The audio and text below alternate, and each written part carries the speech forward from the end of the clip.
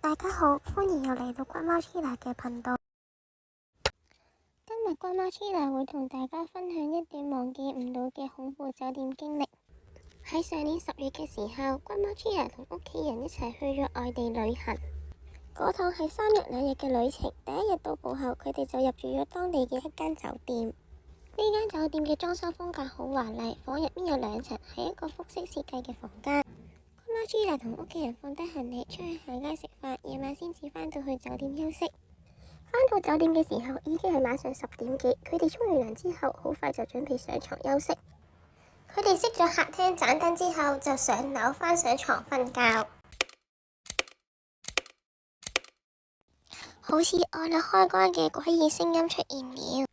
起初骨貓黐拿同屋企人都冇特別在意呢啲聲音，但慢慢地呢啲聲音越嚟越頻密，出現了好似有人大力踏了一下樓梯嘅聲音，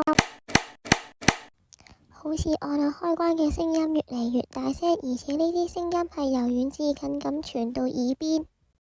嗰一刻，骨貓黐拿同屋企人完全唔敢發出一點聲響，直接用張被吸過個頭。喺被窩入面，骨貓黐拿非常害怕，不斷飆冷汗。呢啲聲音持續出現咗15分鐘之後，都冇停落嚟。但好彩，骨貓黐拿冇幾耐就已經瞓着咗。第二天早上，骨貓黐拿同屋企人食完早餐之後，就迅速退房離開了。